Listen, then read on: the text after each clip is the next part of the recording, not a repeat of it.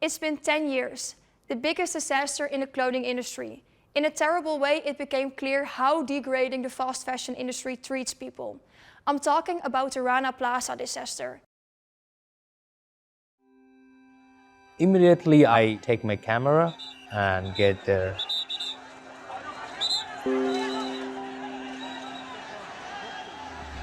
I suddenly felt, am I in a war zone?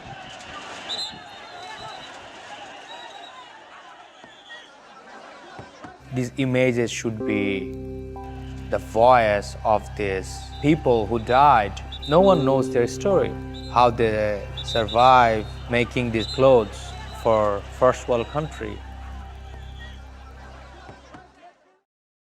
A large garment factory in Bangladesh had collapsed. A huge building of 8 floors where 5,000 people were working at the time. Mainly young women aged 20 to 30 who produced clothes at high speed for all kinds of fast fashion brands for about 28 euros a month. Over 1,000 people died and more than 2,500 people were injured. Not only bodies were found in the rubble, but also clothing labels of well-known brands such as Primark, Mango and Zara. The worst part is that the disaster could have been prevented. The life-threatening situation had been public knowledge for days. However, the frightened employees had no choice.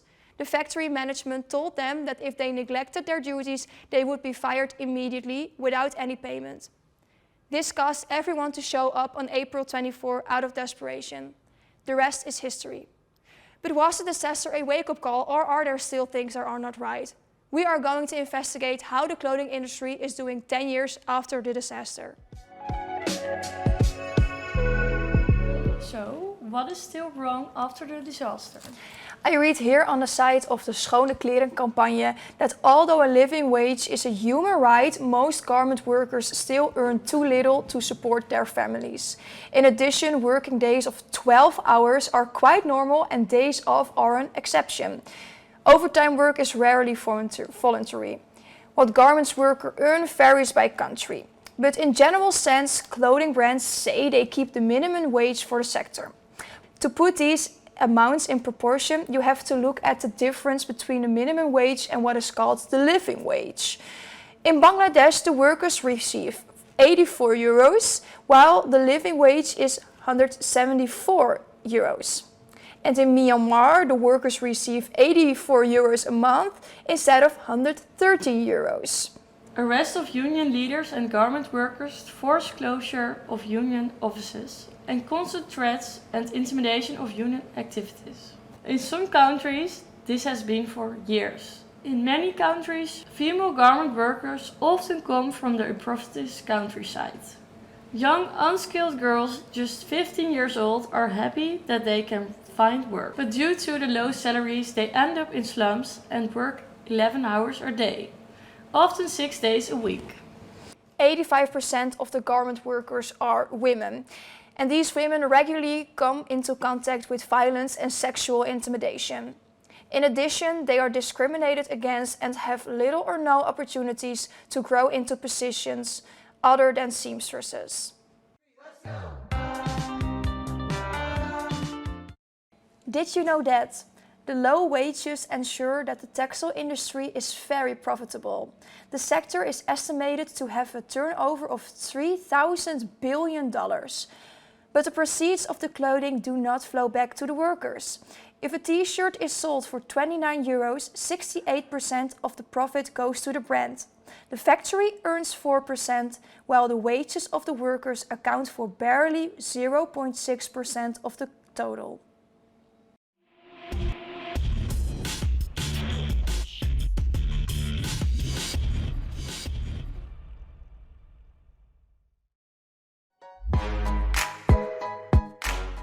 Oh, I will check when I find the label.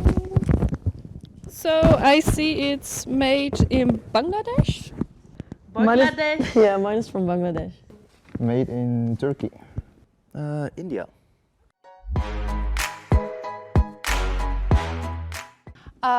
Yes, I know like every country where clothing is made is like the consequences are bad, but I don't know really what. Yeah, well, in Bangladesh I know they're not that good. I've heard it's better than most countries compared to like Bangladesh. I don't. I do not know.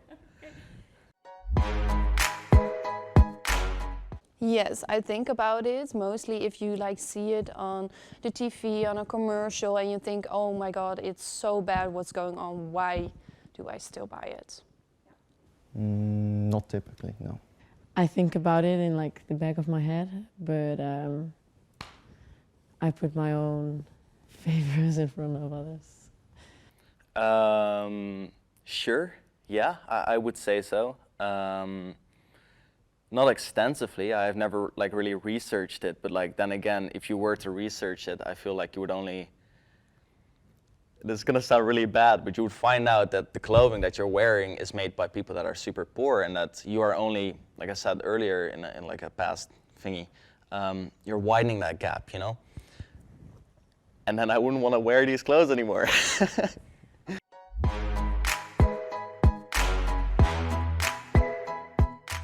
I will be conscious about it. So if I see like a label, I will think about it like in my head, like this is what they need to do to make this, and do you want to support that, yes or no? I won't say I will stop buying it, but as I said, I will keep it in my head and think about it and be conscious about it. Yeah. Just buy less. Buy less. And more at the thrift store. Yeah. Like I do. You can also buy at the thrift shop. Yeah, and since I also wear a lot of cheaper clothes and I have a lot of clothes from Shein, I've realized that I maybe should buy some more expensive, more clothes which have longer duration. If there is child labor or if they earn less what they are worth, yes, I will. I feel like I could really put more thought into it, especially when I'm buying clothes. I think if I would really think about the people that create them, that might even alter the way I buy and choose my clothing.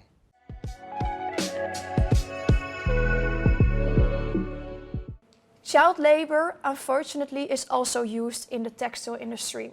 There are approximately 250 million children at work worldwide. More than half of whom work in hazardous conditions. India is at top with 40 million children working, mainly in textiles.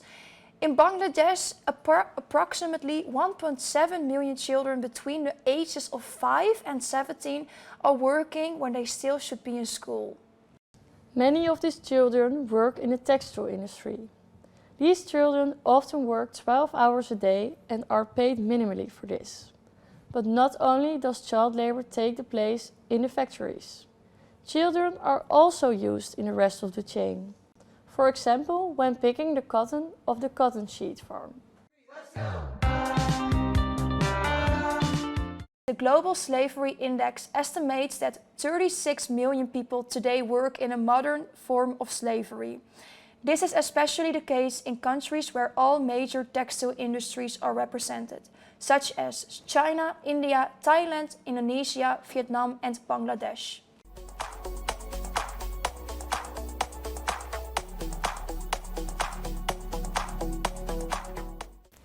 So now I will show you how to sew a button, because there is no button here, and I will show you how to close a hole, because there's a hole in it, in this, and I will show you how to repair this the easy way, so that you don't have to throw away your blouse or your t-shirt. We start by fastening the button onto the blouse. For this you need a needle, sewing scissor and thread in the color of the blouse. Start by cutting a piece of thread. I use a large piece so you always have enough.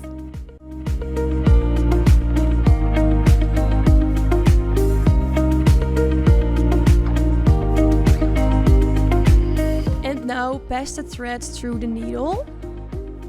To make this a lot easier, I make the thread a little bit wet.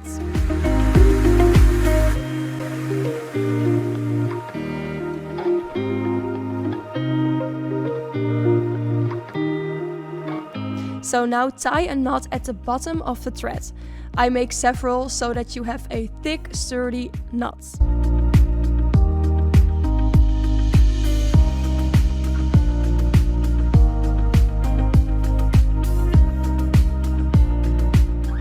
So now you have to find the button. Usually there is a button on your label. If not, you need to buy one. And now cut this button off.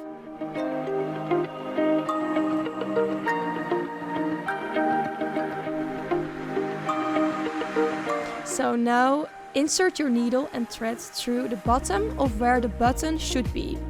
Then stitch it back.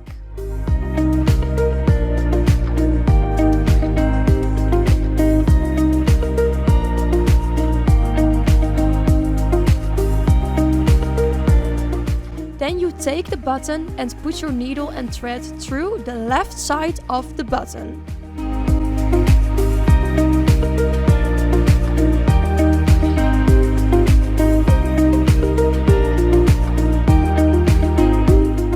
Then you put it back through the right side.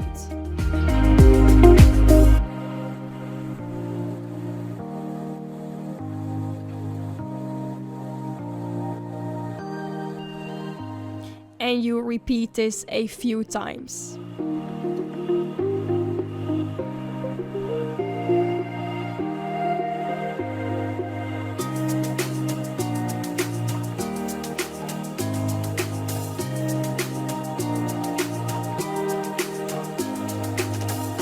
So now you put your needle and thread through the hole without going through the button. Then wrap your thread around the button a few times.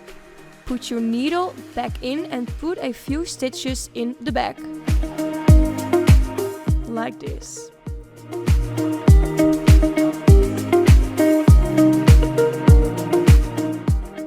Now you can cut the thread and your button is secured. We continue with the hole, and for this you will need the same materials. You first cut off a piece of thread and put the thread through the needle.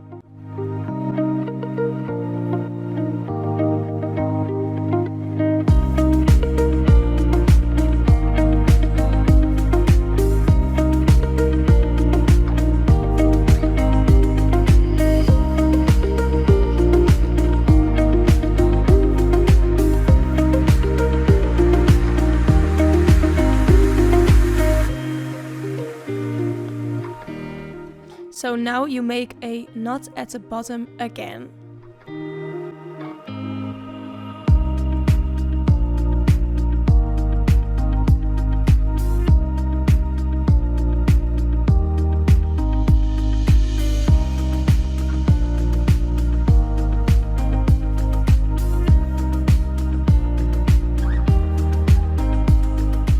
Insert your needle a little further from the hole.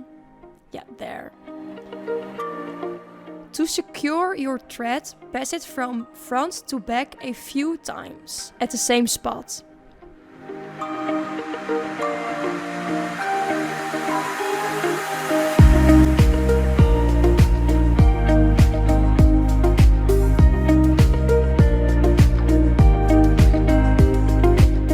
Now we stick it a little bit further and put it back in the same place. You repeat this until you have passed the hole.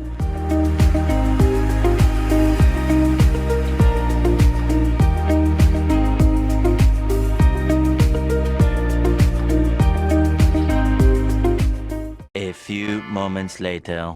You secure your thread by making a few stitches at the back again. You make a knot in the thread and cut it off.